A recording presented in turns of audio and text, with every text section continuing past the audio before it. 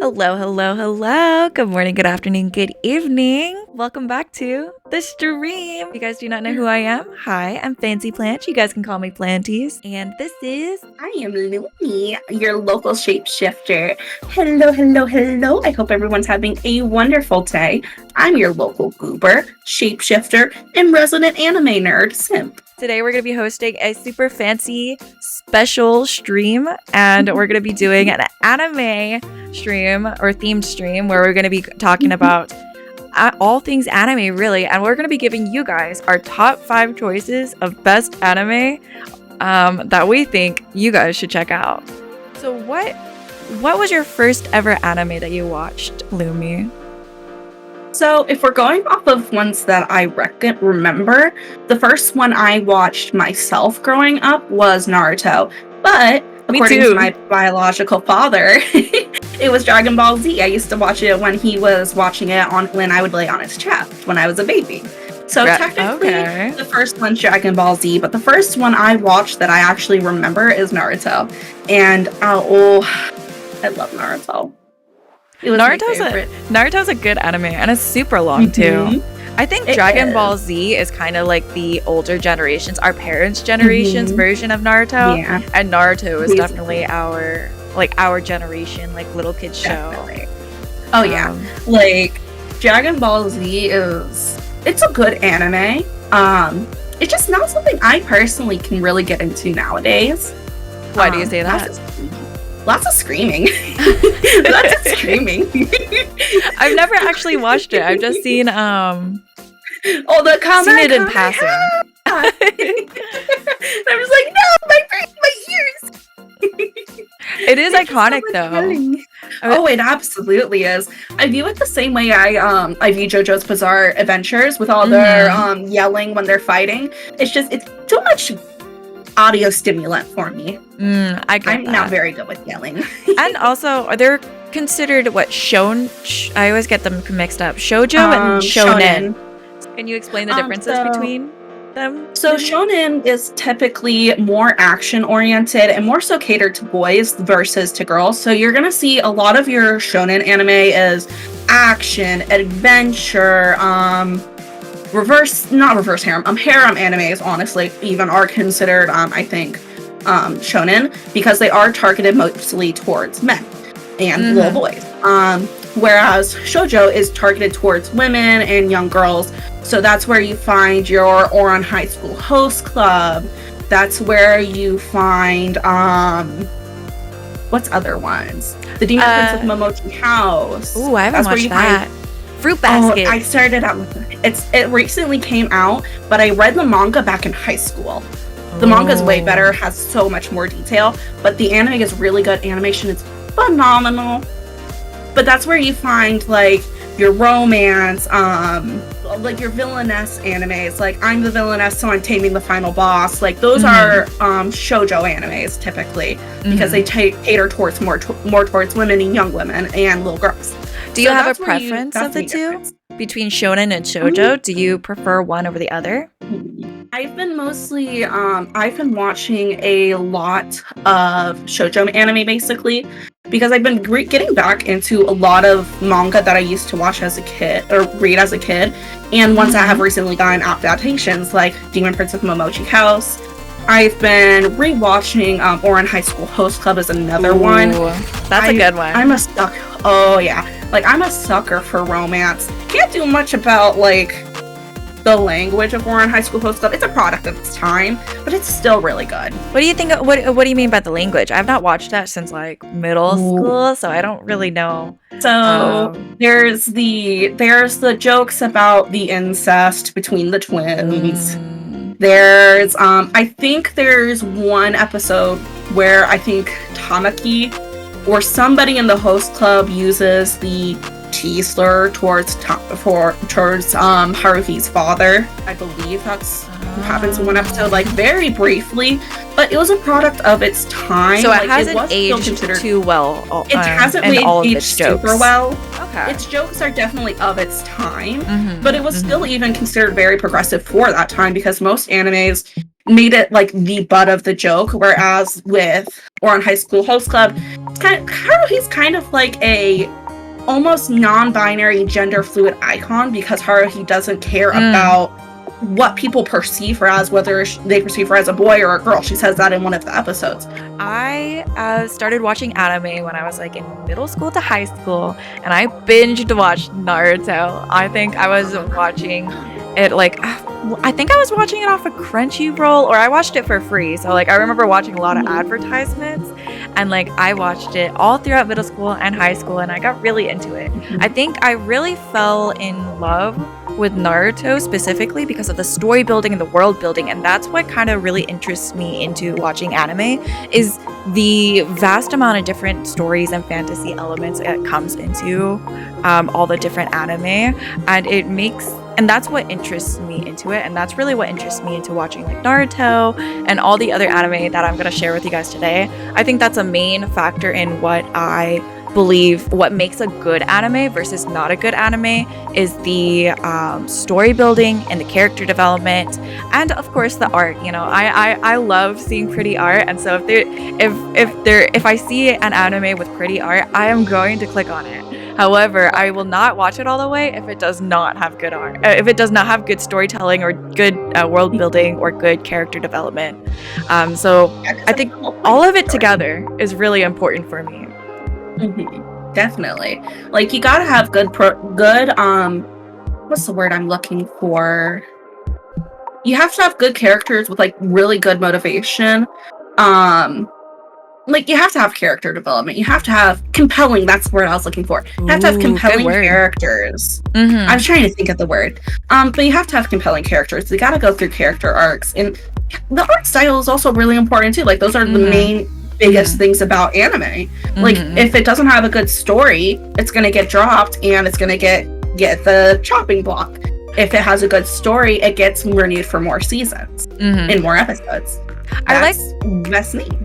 Yeah, I love the word that you used, compelling. I think you said compelling character, and I think that is really important, because if I do not find the character compelling or interesting or relatable, I can't watch it. Like, there's been some anime where it has such an interesting premise, it has such a good world building, and the main character just falls flat, or just is not somebody that I really like as a character or as a person, and that there's no character growth, and that will make me click off from watching a anime like that. An unlikable character with no character growth, or just an awful personality to begin with, is the easiest way to turn off a viewer, because if you're following the character story, if you don't have a likable character, and they're not either like relatable or at least likable, even if they're not exactly relatable to the general audience, if you don't have a character that you can consider likable, you're gonna fail. People are gonna drop it because they're just like, this character is so insufferable. I agree. I think there is a way, if it's written really well, there is a way where characters can be like an unreliable narrator, or like can be a bad character, but if it's written well, if the story is written really well, it can make it interesting. But it really falls down into, is the story written well, and is it implemented well and showcased well? I think that's really big points in anime. That kind of goes into like the Land of Lustrous. Ooh, I haven't watched that anime. I'll definitely have to check them out. From what I've heard, like, the main character starts out like kind of relatable, and then like over time they morph and they become someone that you don't exactly root for, but it's still like you're able to understand the reasonings for why they become the way they are. And it's very compelling despite how their actions become more and more egregious. Ooh. Because if you have a compelling character, that's the thing. Compelling character. Whether they have a good personality or a bad personality. If you capture the audience with a good character, as in like, whether not like morality wise, but good character writing, it doesn't matter whether the main character is the antagonist or the protagonist. If you got a good character, that'll get people to sit. I think one character that is actually well written, that is kind of like that bad character, but once you learn more about their story and where they're coming from, it's like, okay, maybe that makes a little bit more sense. Like one popular one that comes to mind is Sasuke from Naruto. Yeah. Because as a little kid watching it the first time, I was like, who likes this character? Like, ew. But as an adult rewatching it and kind of seeing the background and kind of understanding the emotional connections and stuff, it really gives his character and his backstory a lot more interest, and it really does explain why he reacts in certain ways. Obviously, maybe it's not always the best decisions, but also bro was like what, 12 within the first like Naruto yeah, he's like 11 or 12 during the first season. Angsty like he's little teenager, preteen. He got that emo duck butt hair. What do you expect from him? That honestly, like as a kid, like I kind of found him insufferable, but also I was just like, he kind of cute, but he's insufferable. Because even in the sixth grade, I was already going through my emo phase, and I was just like, emo boy. Because he does kind of have the attitude of it. But then as I grew up, I was just like, Naruto. Sunshine character. Naruto, I definitely was the one I was more interested in. Him and Hinata were definitely my favorite characters growing up. Where my favorites were Gaara, Lee, and Sakura. I'm not gonna lie, Gaara was a little bit of a little freaky deek in the Chunin exams, but like he grows so much. Yes, he grows so much as a person, and meeting Naruto really was the trajectory point for him to realize. And his character arc. Even though I'm the way I am, and I was born the way I am, I can still be a good person. I can still strive for greatness. I can still be kind.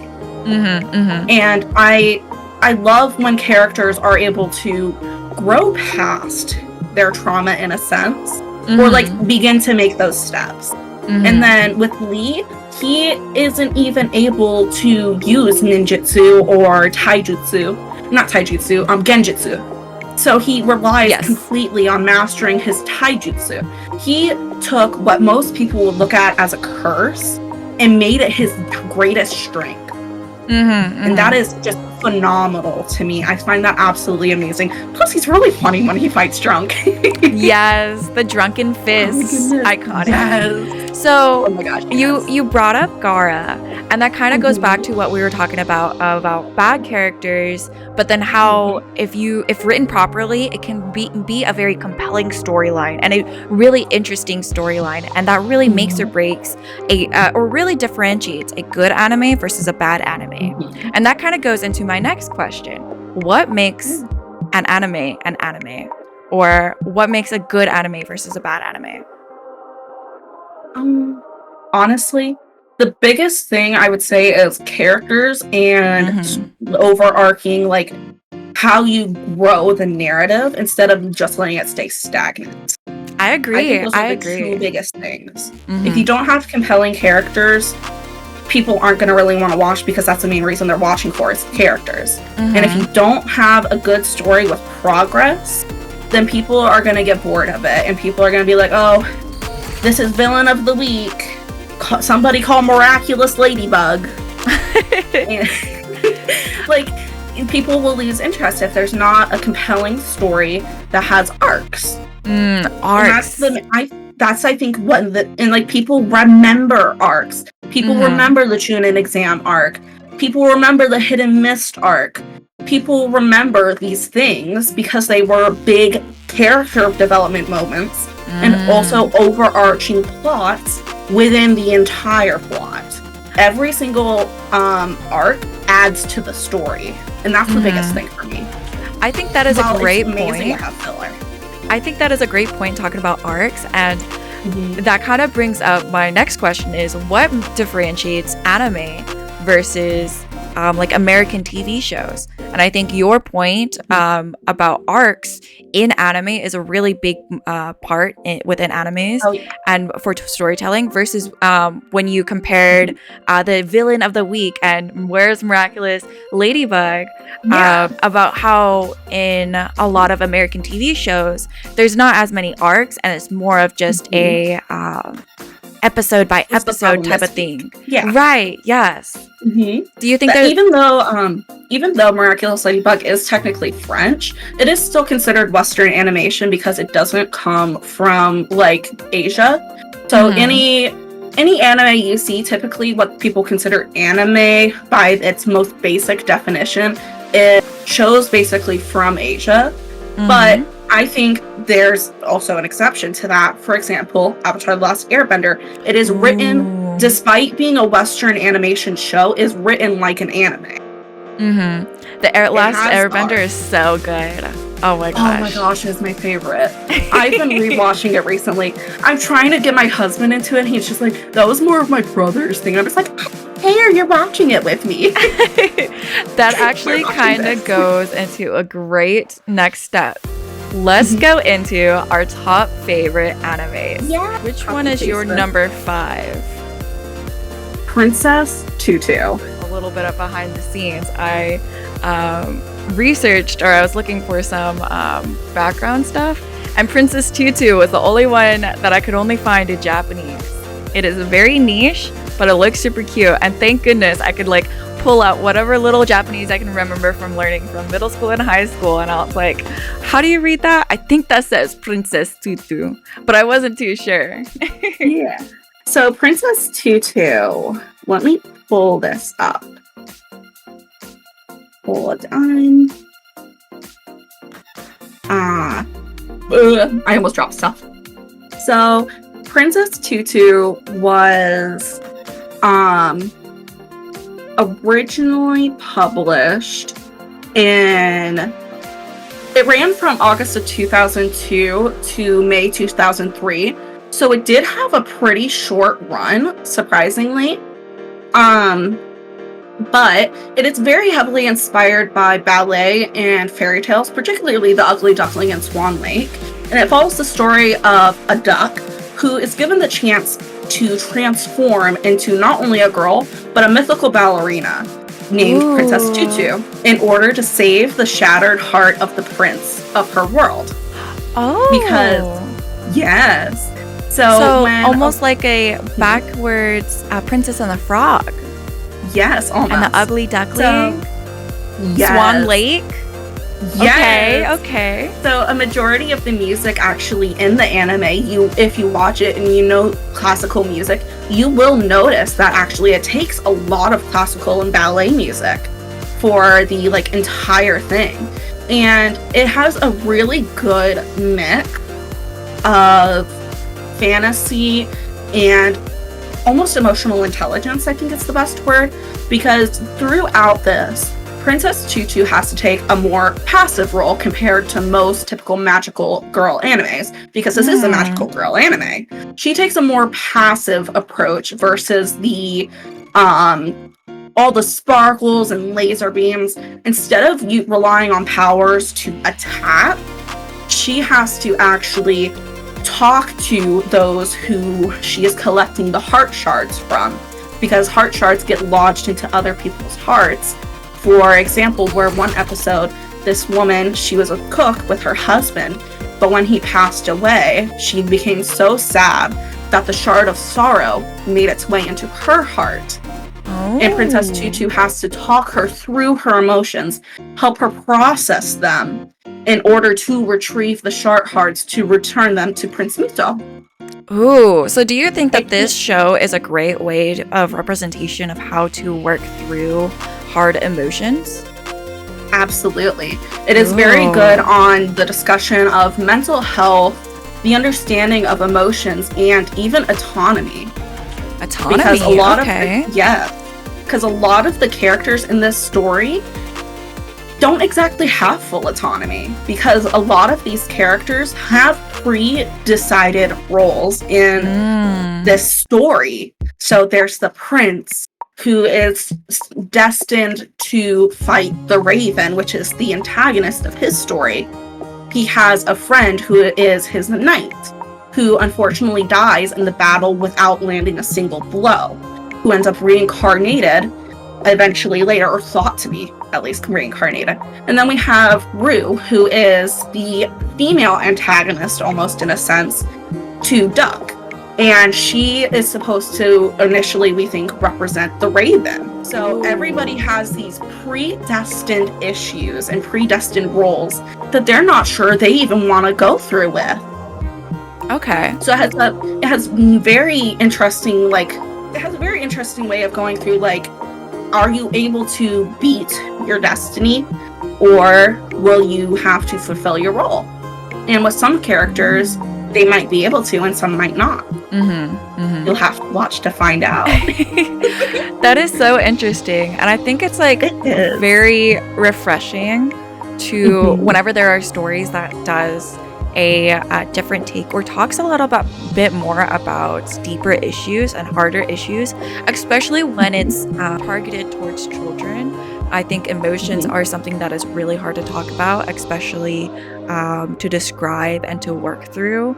And having shows like this talking about it, I think is really important. What about this show? If you were to sum up the show in one sentence, what would the sentence be? A meta take on stories and ballet before it was cool. Before it was cool to be meta about it. Okay. Because it does have kind of a meta aspect to it, where characters are kind of somewhat aware that they're in a story, in a sense. Oh, they're aware of their role. Breaking the fourth wall? Yes. So everybody is basically aware of their role in our main cast. Everybody knows. So Muto knows that he's supposed to be a prince, basically. The best friend knows that he's supposed to be the reincarnation of this knight. Rue thinks she's supposed to be the daughter of the Raven and therefore the new Raven. Duck knows that she is destined to have a tragic ending. They all know the story behind who they're supposed to be. Okay, so that's so interesting. And honestly, Duck has the saddest story that she's supposed to fulfill. Aww. But it's very good. It's very good. So where can you watch this anime? It is for free on Prime Video with an Amazon Prime subscription. All right. Thank you so much, Lumi, for sharing your number 5. All right. Yeah. Now let's go into my number 5 is So I'm a Spider, So What? Ooh. And what is this anime about? So I'm a Spider, So What is an anime that follows a class that dies in a mysterious explosion and gets reincarnated into a fantasy world with role-playing video game rules. However, the majority of the characters, or the majority of the class, respawns as humanoid characters.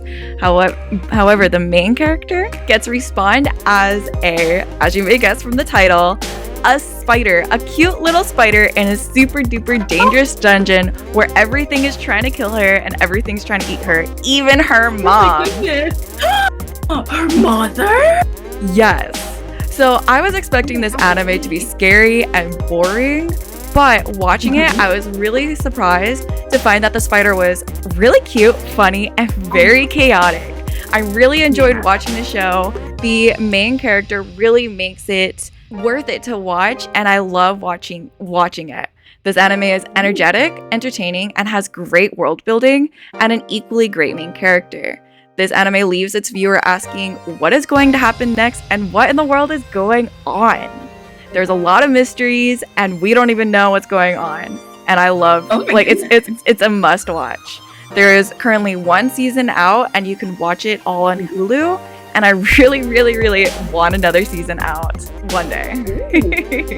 What's your favorite part about it? Because it sounds really interesting. It has a lot of good aspects to it. So what's your favorite? Great question. I really love. I think I've kind of mentioned it. I really love the main character. I think she has a growth mindset which is a mindset where it's like, my husband and I were talking about personal philosophies, and one thing that he said was, grow where you're planted. And that is the type of mindset that the main character in So I'm a Spider, So What? She takes where she's at. She's like, dang, this sucks, but she's gonna make the best of it. And that is what makes this anime so good. That is honestly such a good mindset to have as well, especially in such a situation. Yeah. Like, you just gotta roll with the punches sometimes in life. You just gotta make do with what you got. Yes, I agree. It's a good mindset to have, definitely. So that is what makes this So What? I'm a Spider, my number 5 pick in top 5 anime. Oh. All right, Lumi, what is your number 4? So my number 4 is Tokyo Mew Mew. Tokyo Mew Mew is another magical girl anime. And it's not to be confused with Tokyo Mew Mew New, which is the recent basically reboot of the show. Because there is a huge difference. Unfortunately, the original Tokyo Mew Mew is extremely, extremely hard to find, except for on YouTube. Only half of it is dubbed on YouTube, and the other half, unfortunately, is not dubbed. But there is like captions, English captions. Okay, so it's originally, yes, it is mostly subbed. It's hard to find. It's hard to find in general because it ran from April 2002 to March 2003, and the 4Kids dub. If you know 4Kids, I have some beef with 4Kids. But it debuted February 19th, 2005 with its English dub. Okay. It is more in the traditional sense of a magical girl anime with them. They're fighting aliens with weapons.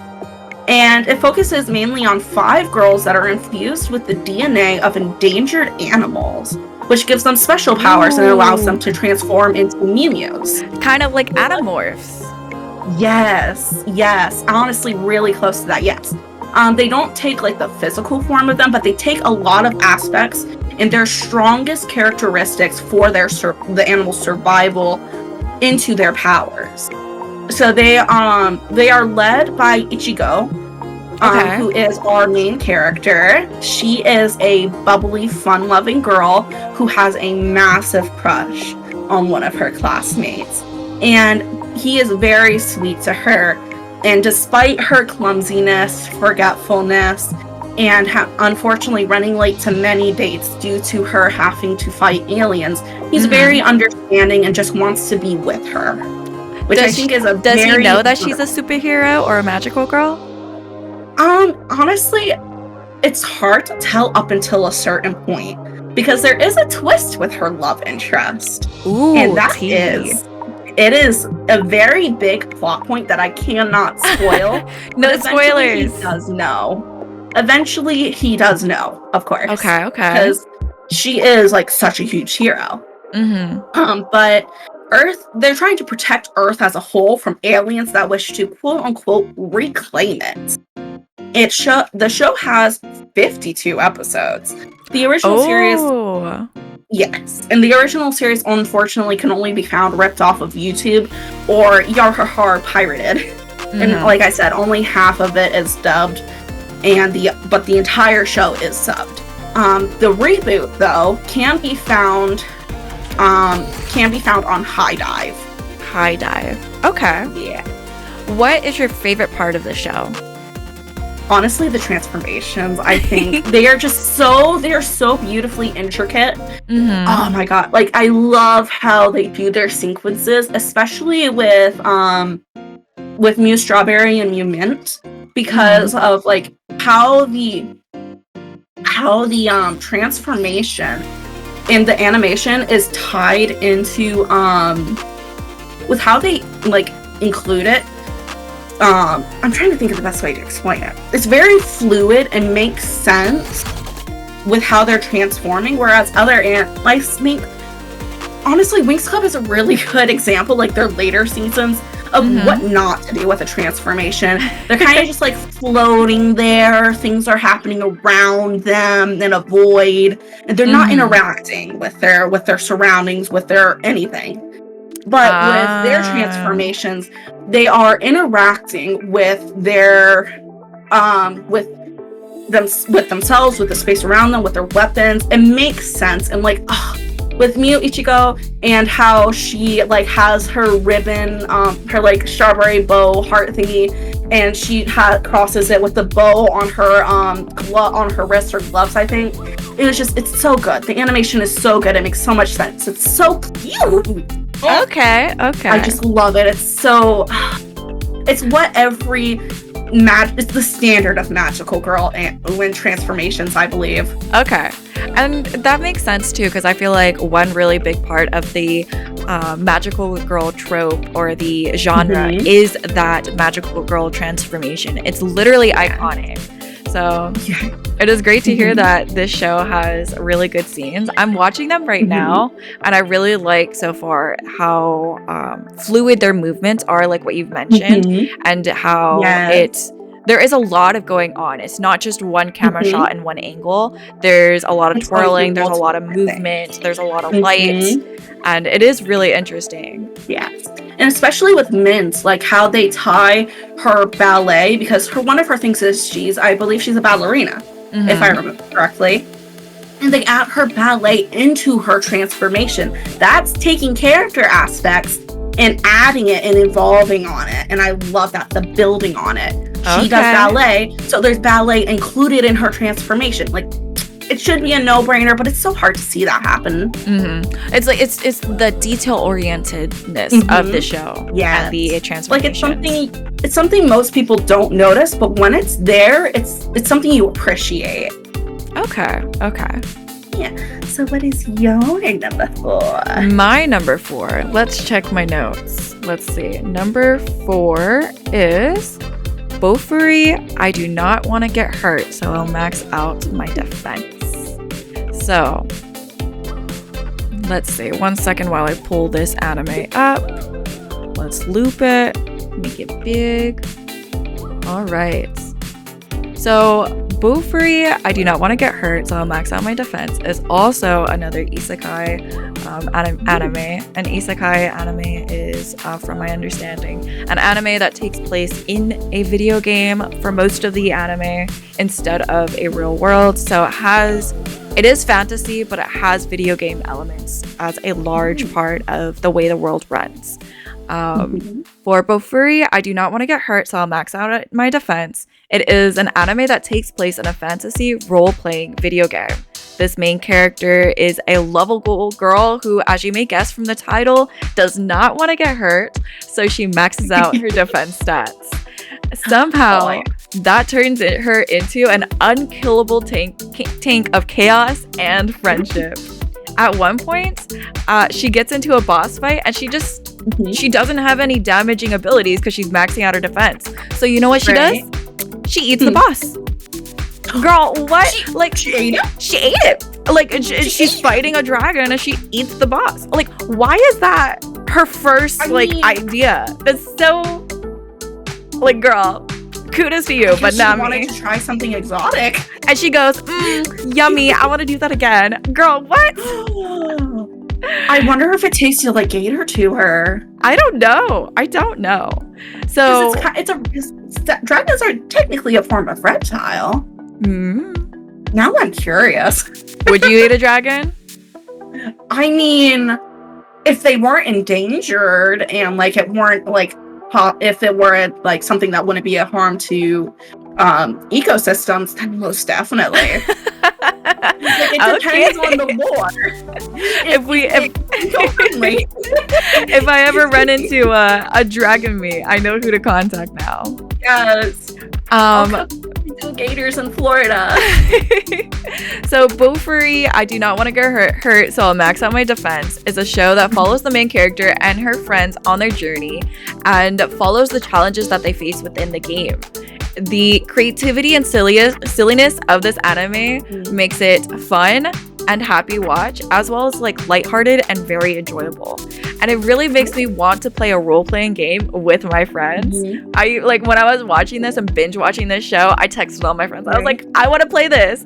I even tried to play Final Fantasy 14 because I just wanted to be in a story like this show. Right. They're Honestly, currently that's amazing about anime. Yes. There are currently 2 seasons out, and you can watch them on Crunchyroll and Hulu. Ooh. So that is my top 4 anime. Very good. A must watch. It is for the girlies, and it's I think my favorite part of this anime too, other than the main character and like the silliness and the happiness of it, is I love how none of the characters are sexualized. It is very respectful. They are attractive, however, it's not. There's not a lot of fan service in this show, and I think it makes it a very enjoyable. It allows you to really get immersed into the story without being randomly shocked about, oh, why is there now titties on my screen? You know, why is there a random bath scene for no reason? You know, you don't have to worry about your parents walking in at the wrong moment. And you'd be like, Mom, it's not what it looks like, I swear. All right, Lumi, what is your number 3 number 3 best anime? So my number 3 is Avatar: The Last Airbender. Ooh. So despite Avatar: The Last Airbender not being an anime in the traditional sense as it's a Western show, it takes a lot of inspiration from many different East Asian cultures. There's heavy influence from China, Japan, and Tibet for the Earth Kingdom, Fire Nation, and Earth Temples. There's even I can't remember the exact name, but there's like multiple different cultures that are added into this. Even the northern and southern water tribes, they are based on actual people. They did so much research. They were very respectful about it. It's not the typical Westerns making fun of Asians and making them all these stereotypes. It's so respectful. They include actual fighting styles and everything like that. They include actual concepts like Buddhism. And it's just it's very wonderfully put together, very respectful. And many consider it to be an anime in spirit due to the art style and how it focuses on these many different cultures that take heavy inspiration from Asia. And it's just a very wonderful show. It has so much heart in it. It's at the end of the day, it is a story about war, which it handles in such a mature way. It doesn't treat its audience like idiots, even though it's targeted to children. It treats them with the emotional intelligence and understanding that this isn't real, but it could be. This could happen any day, and this is how you get past it, and you have to fight for what's right, but you have to go about it the right way sometimes. There's many different ways, and you have to be adaptable to it. There's a lot of nuance to this show, I think. Oh, definitely. I think it really does a great job of building the characters and having characters not be flat. They have a lot of hard edges, but also soft edges. And I think they do a great way of telling that within the story. And honestly, Zuko has been my favorite character due to his character arc for the longest time. Because despite him being from the Fire Nation and initially starting out completely siding with them, he grows, he understands through the help of Uncle Iroh, of course, and he becomes a better person. He eventually goes back to the Fire Nation, and that's what he realizes. I got everything I thought I wanted, but it's not what I want. This isn't what I want. The anger, the hatred, the stiffness. He wanted peace. And that's not what his father and the nobles wanted. So he left his home, the one he fought so hard to go back to help the Avatar defeat his father for the sake of the world.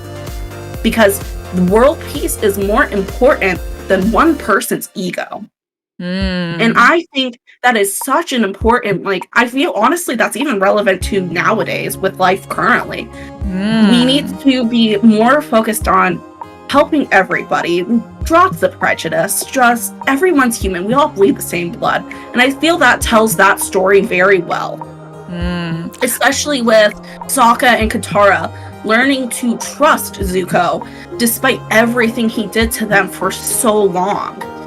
Especially Sokka with his distrust of the Fire Nation, and Katara with her distrust of the Fire Nation after what happened to their mother. And understanding the citizens of a country are not the actions of a nation doesn't dictate every citizen as a whole. Ooh, I think that is a great point. I agree. Yes.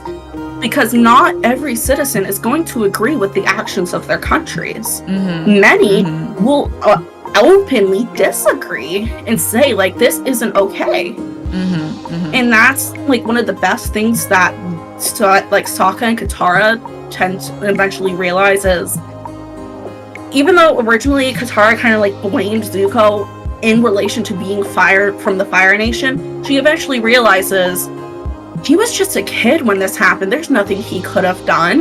Right. He was an innocent child. This wasn't his fault. It was his father's. It was the person who actually hurt her mother's fault. It's nothing to do with Zuko. He himself was a small child. And I think that's really great for people to now, even nowadays, realize we need to treat each other with a lot more kindness in this world. There's a lot to talk about for this show. I think this is a great number 3 so top pick. I think one thing that you've mentioned that I wanted to bring up was how you mentioned that there is a lot of reflection in the show into the real world, and it has a lot of great lessons that it takes the readers or viewers on throughout the show, and it really showcases what you've mentioned, the nuances of people's beliefs within the nations, and how the nations do not reflect what people think all the time. I think that also goes into, there was one part, there is no war in Bang Sing Se.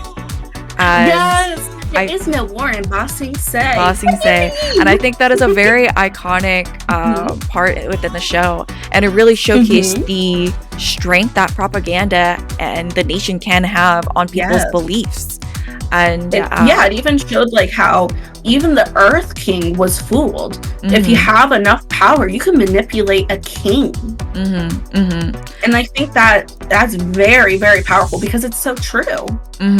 I think it is true. Yes, and it really showcases that the strength that storytelling can have, even though that this show can be silly, goofy, funny, and that it's targeted towards children.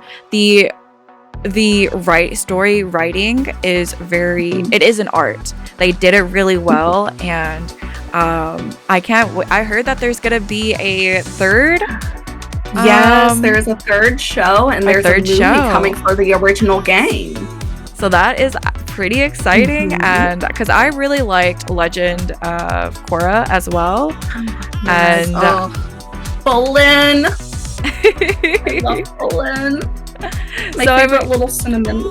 I'm excited to see what they're gonna do next with this franchise. I'm not gonna lie, from the synopsis of the new show, I am a little concerned. Why? Because there is a lot of hate towards Korra already because of the kind of character she is. She's very brash. She's very in your face. She's not Aang. She's not Aang. And a lot of people already disliked that for her. They disliked how she would run headfirst into things. And now part of the synopsis of the show is basically that the Avatar is now supposed to be perceived as the enemy to both humans and spirits. And I know the main thing that people already I saw were saying is, what the hell did Korra do? People are already ragging on Korra. Interesting. And that's the only part. That's the part I'm kind of concerned about. And that's actually one thing I've noticed a lot with the fandom with Avatar. For some reason, there's a lot of misogyny. First, it started out with Katara about her always mentioning her mom, people saying she was too emotional and everything. And then that transferred over to Korra once Legend of Korra came out. Interesting. And so that's one thing I've at least noticed with the fandom over the many years is despite everything, despite the fact that we know Katara is one of the baddest in the land, she is a master, she can bloodbend you. People always took shots at her. And Korra, she could body people real easy, and people took shots at her too. And it mostly delves down to misogyny, honestly. I think that is a great point. I'm gonna we could delve into more of this misogyny in anime later, because I'll definitely be asking you about it. Sorry, I cut you off though. Yeah. It's like you don't see that kind of stuff with that much in the same way with Katara or Korra as you see with Zuko about his honor. That's like a good comparison. People always ragged on Katara about my mother, and it's just like, yeah, she's gonna talk about her mom. Her mom passed away in front of her, basically. It was a big character development point. Yeah. And nobody ever ragged on Zuko in the same way they did with him about his honor, even though he was constantly talking about, I must restore my honor. Like, nobody ragged on him the same way. And that's the biggest thing there. But yes, Avatar: The Last Airbender. It can be found on both Paramount Plus and or Netflix. Netflix, right? Yes. Definitely a great number 3 pick. Yeah. What's your number 3? All right, One Punch Man is a really good anime. So here, this is an anime that is for the dudes. I would say this is a shonen anime, right? Yeah, not definitely. shoujo. So yeah. One Punch Man is a great satirical anime, and it takes the superhero trope and the superhero genre and turns it on its head and gives it a fresh take. If you guys ever watched Invincible, this is a great show that is it's not similar to it, but it has it does a great job in taking that superhero trope and making it fresh and making it new. So One Punch Man, the main character Saitama, is so powerful that he defeats any enemy with a single punch. However, despite this, the anime is packed with intense action, and the villains start off wild in the beginning of the anime, and each episode they get even more epic. And the side characters are really cool and kind of hot. So every time there is a battle, there's a hot cyborg that is literally just a puppy that follows the main character around, basically. I love the character dynamics too, and the character relationships. I think it's really well done. It is a funny anime too, and it is really, really great. Every time there's a battle, I am sitting on the edge of my seat just waiting for the main character to show up and arrive and to save the day. And I'm always waiting. Is this gonna be the battle that he's gonna finally, like, this enemy is so strong. Like, there's no way that he's gonna just beat him in one punch. Right. So this anime takes the overused superhero tropes and turns them on its head and makes the show comedic and fresh. There are currently 2 seasons out, and season 3 is scheduled to be released later on this year. You can watch the show now on Hulu, and I definitely recommend. You should watch it. I haven't watched One Punch Man yet, I'm gonna be completely honest, but your husband might really like it. Yes. This show I watched with This show I watched with my husband while we're eating dinner, and this was a very good show to watch together. It is funny, it is interesting, and it really keeps the viewers on their toes. 10 out of 10, recommend. Hell yeah. What's your favorite part? My favorite part, I think I like the cyborg. Usually I don't care about hot anime characters, but the cyborg's pretty cool. I forgot whatever his name is. So you would say you got a little simpage for him. He's cool. Yeah, he's cool. All right, Lumi. Number 2, we're getting up there. What is your second favorite anime? Top anime. Black Butler of 2000. Black Butler. Oh my goodness! Like I am absolutely. I will start out by saying I am so down bad for Sebastian. I am so down bad for him. I would bark. And I love I love the little interactions between him and Ciel. They're so funny together. Like, I love when they're teaming up on somebody. It's so iconic. It started airing in 2008 and actually recently came back after 10 years with no new seasons. Wow. 10 years. It recently came back in 2024. The last season we had. Wait, there's a new one? Okay, I gotta watch it. Yes! BRB. Yes, so and they stream it now. 2 seasons since. I wouldn't blame you. But there is 2 new seasons. So we wrapped up the public school arc last year, and we are currently on the Emerald Witch arc. Okay.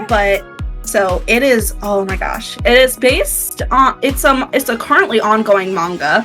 And right now is actually the best time to get into it because the creator, Yana, the author, she is currently in the process of finding a new publisher for the manga. So the manga is currently on a hiatus. This is the best. She does not take breaks. Like, this is her first break. She's cooking. Aside from the only other time she took a break from my memory, if I can recall correctly, was during a literal natural disaster.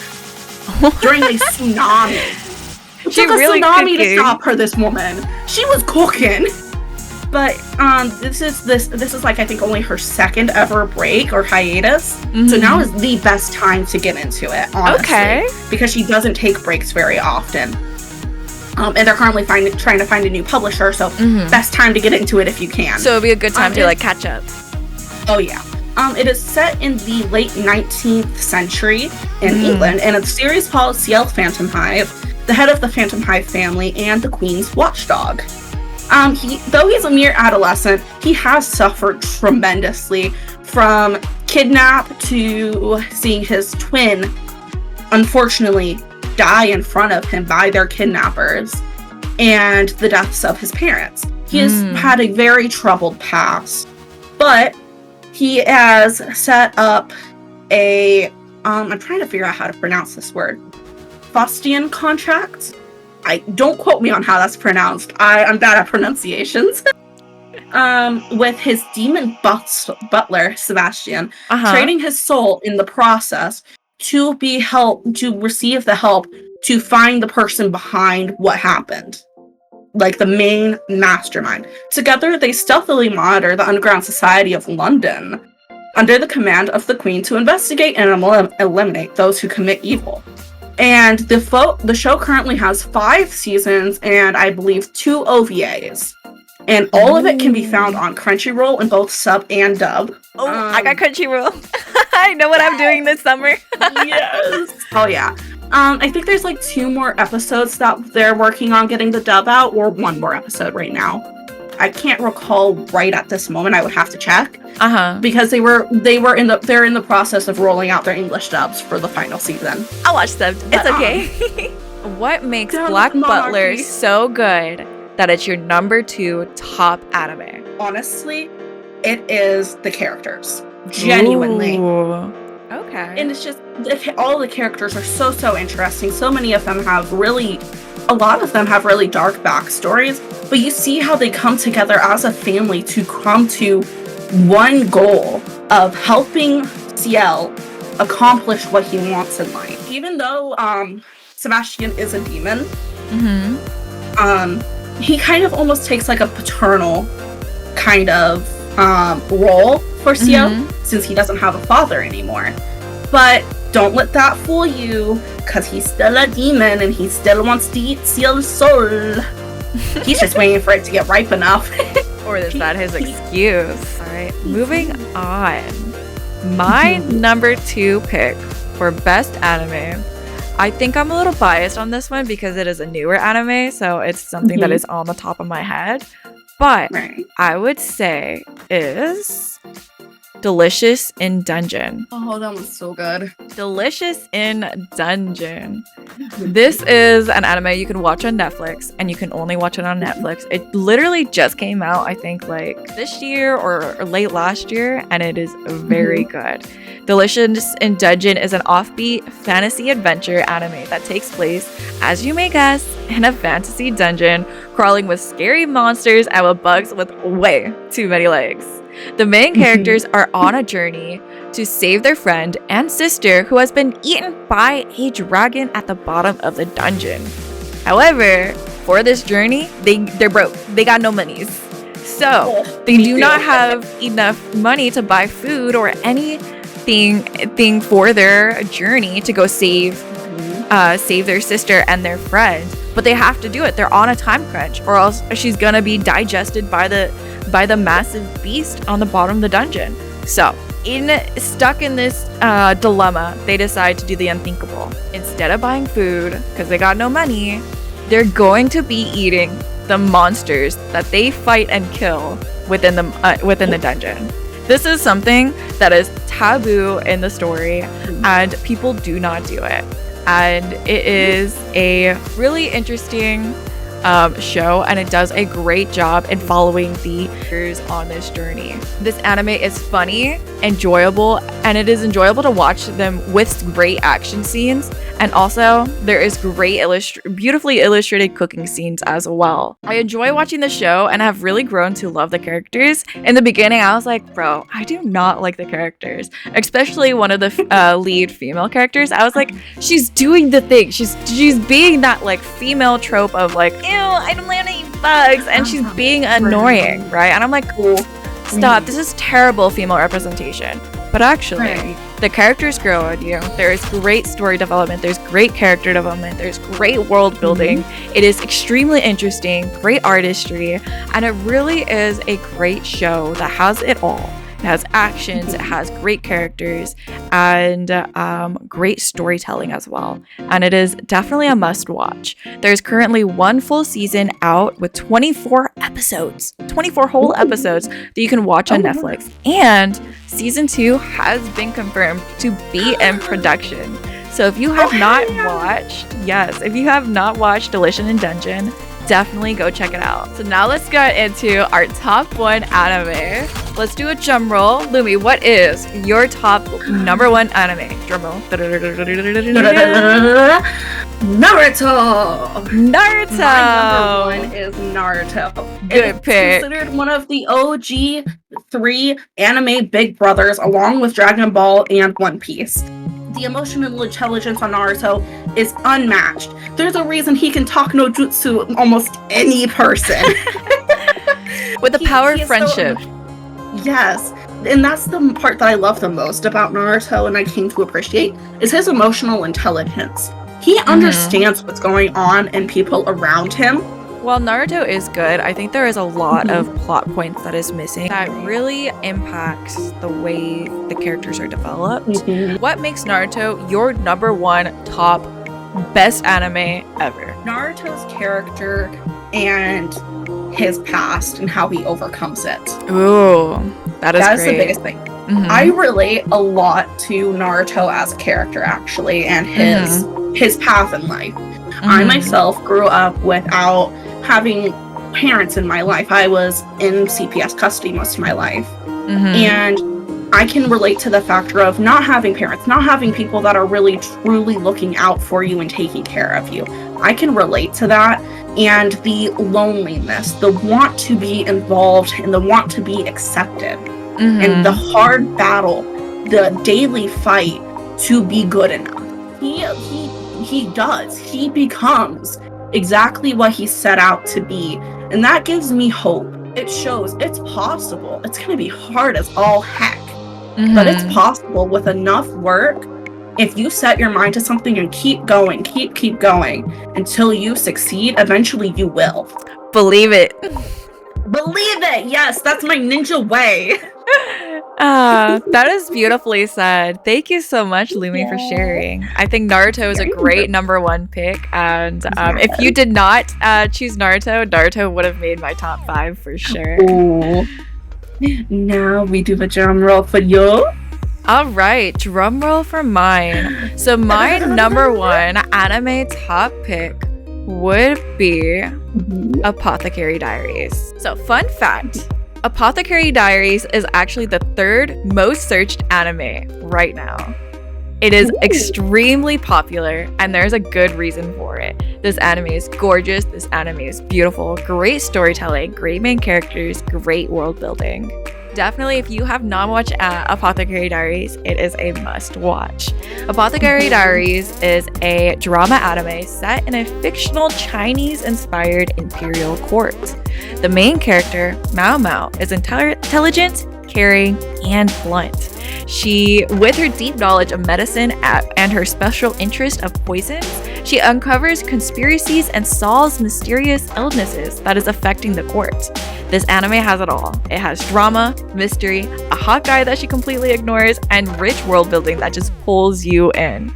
This show keeps me on my toes, and I'm never really able to guess what is going to happen next, which is really unusual because usually I can pick up on the foreshadowing and figure out what's going to happen next. But this show, I cannot, and I love it for that reason. This show is a 10 out of 10 must watch, and the art is simply gorgeous. There is currently one full season out now, and season 2 is almost complete. You can watch it now on Hulu, Netflix, and Crunchyroll. And again, 10 out of 10 must watch. Gorgeous storytelling, gorgeous world building, and great character development. Oh, I loved Apothecary Diaries. So that was our top 5 anime. Thank you guys so much, and thank you Lumi so much for coming and hanging out with me on this stream. Thank you. It was so wonderful being here. All right. Bye bye.